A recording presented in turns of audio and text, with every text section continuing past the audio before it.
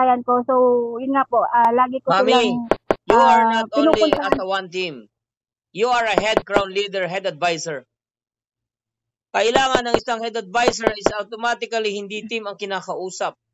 Bilang isang head advisor, dapat ang kinakausap mo ay ang lahat ng advisor ng inyong nasasakupan at binibriefing mo siya na maging katulad mo para mas lalong lumawak ang kaalaman nila as a advisor.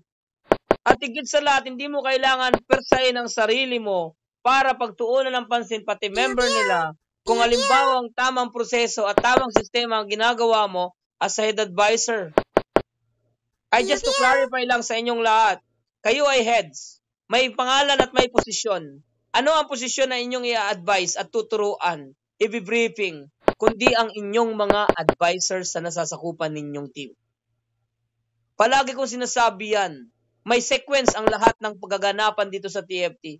Ang isang head founders at head co-founders, automatically, binibriefing nila ang kanilang head founders at co-founders para matuto. Kasi sa inyong mga heads, nanggagaling ang lahat.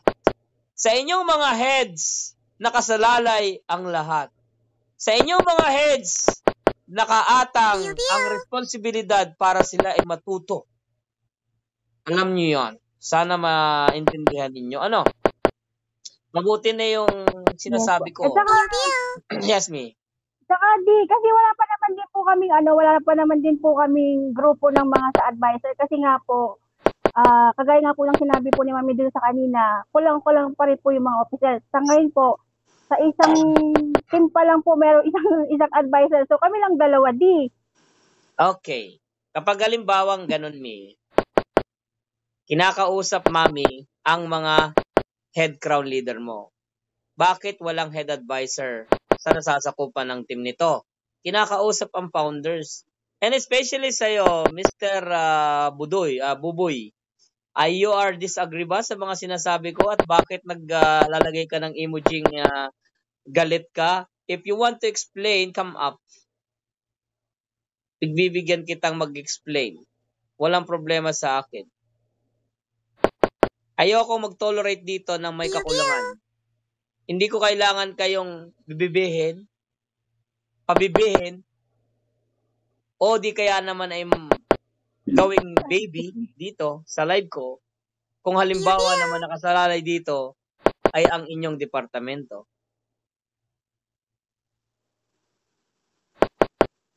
Mabuti nagkakaintindihan tayo. Simulat sa pool pa lang na mag-live ako, hindi ko to ginagawa para sa akin at para maging boss ako.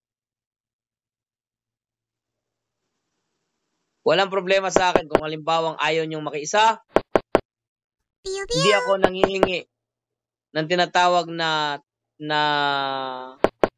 ano ba dito? Simpatya. Or sympathy. Yan ang totoo. Sinasabi ko sa inyo ito kasi kayo ay naka head advisor. Sinasabi ko sa inyo ito, lalo ka na, Mr. Buboy. You are a founder. Yan ba yung natututunan mo sa mga head founder mo? If you're not agree sa aking sinasabi, umakyat-kat, explain mo. Hindi ako nagyayabang at hindi rin ako nagsasabi o naghihigpit sa inyo mga lodi. Dalawa lang ang tanong ko. Kung gusto nyo matuto at itayguyod ang inyong departamento, magkaisa tayo. Kung ayaw nyo naman itaguyod ang inyong departamento, di ko kayo pinipilit. Dito sa TFT family, walang pilitan. At never akong humawak sa leeg ng tao. Pinapaliwanag ko lang yan sa inyo. At kung gusto nyo makilala pa ako ng lubusan, wala ito sa mga ginagawa ko ngayon. Hindi yan ang attitude ko at hindi yan ang ugali ko. Kung ako yung meeting ko ngayon, maraming nadidisappoint, maraming natatakot, maraming kinakabahan. I'm so sorry to say that, hindi po yan. Huwag niyong katakutan yung taong totoong nagmamahal sa departamento. Kung gusto niyo akong katakutan, panoorin niyo nung una. Kasi dati nung una guys, hindi ko tinotolerate ang isang team na more than, na wala, na below 15. Tinatanggal namin yan sa organisasyon. Founder ka, 14 member ka lang, hindi ka karapat-dapat na mapasama sa isang branches at sa isang organisasyon kung hindi mo kayang mag-improve. Pero kahit departamento ngayon, tinotolerate ko na, pinagsasama-sama ko na, hindi ako nagsasawa na magturo para sa inyo at magbigay ng time.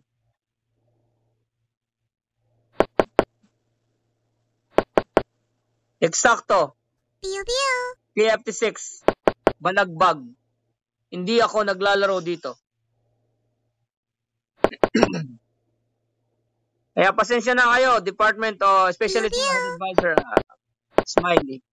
Alam kong magaling ka at alam kong active ka. Okay lang po din. Pero hindi kailangan natin, mami, na tolerate ko yun. Hindi ko kailangan na tingnan ko yun, mi. Kung halimbawa naman tayo ay mayroong kakulangan. Mi, magsabi ka sa head founder mo or kausapin mo ang founder nila. Bakit wala kayong advisors? Paano ka makakapagturo? Hindi nyo ako kailangan sisihin. Mi, yung nangyari sa kanilang mutmut, wag mo silang sisihin kung hindi nire-respeto ang kanilang founders at co-founders. Dahil walang advisor sa kanila na gumagabay. Hindi mo kailangan gumabay sa kanila, mi. Ang kailangan mong gabayan ay ang inyong nasasakupan as advisor ka. Yan ang totoo. Ayaw kong persayin ang sarili mo, mi.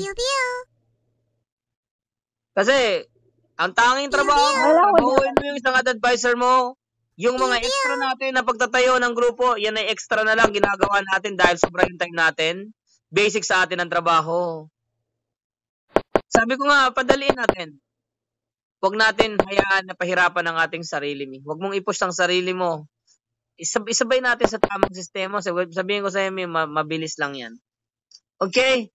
Maraming salamat, Mami Smiley.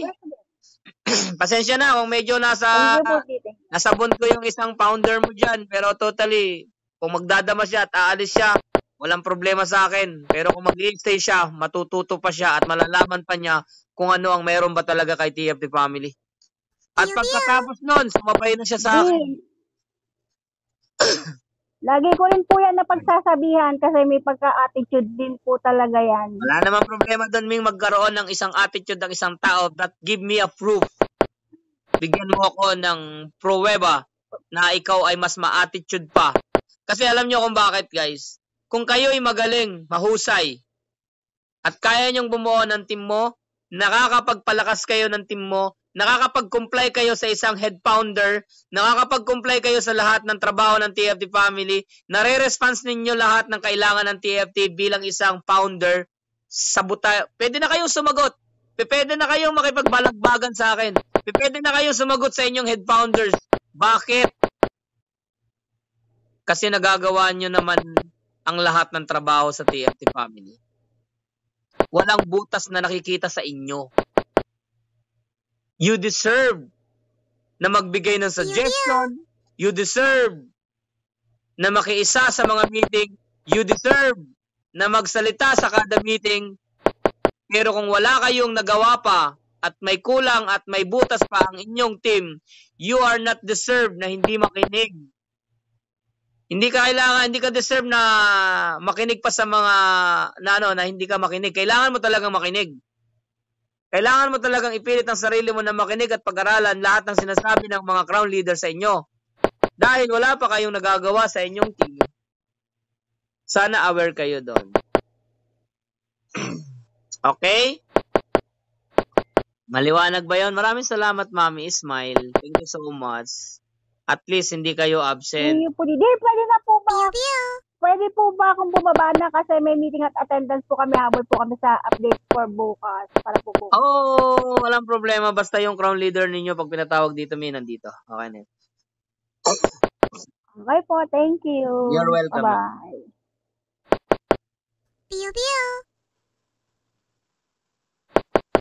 Well, next. Department of TFT10 Advisor.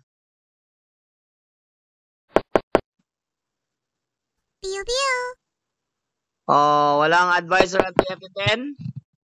TFT11. TFT11. Asa na yung mga elite? Bakit nawala na?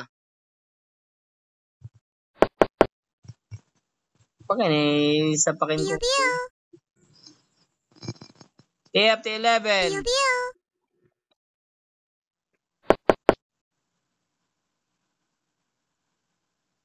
Ay mag-press 1.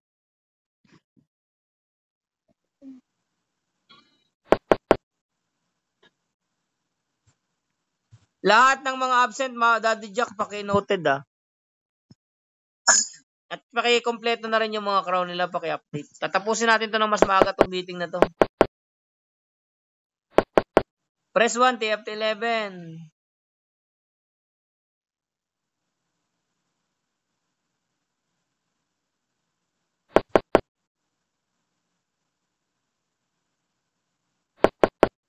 Oh, no per. Oo naman. Wait lang. Oo naman. May nag-PM sa akin, magandang dalaga. Daddy James, pwede mo pumasok sa TFT family? Siguro may nag-recommenda sa pangalan ko. Oo naman, pwede ba? Ba't Adan? Bakit parang nag-aamoy si Austin?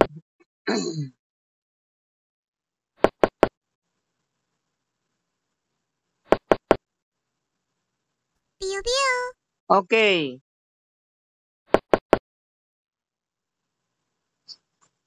TF11, wala. Okay.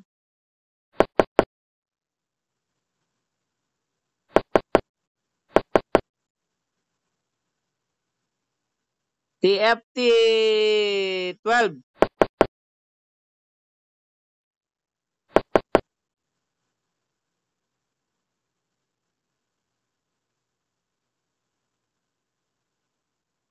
$12. 13.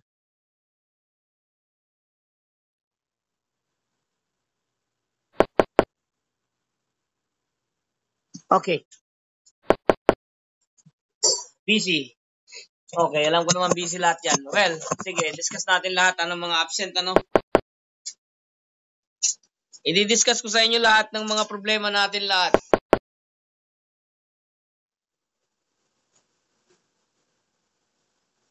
Para at least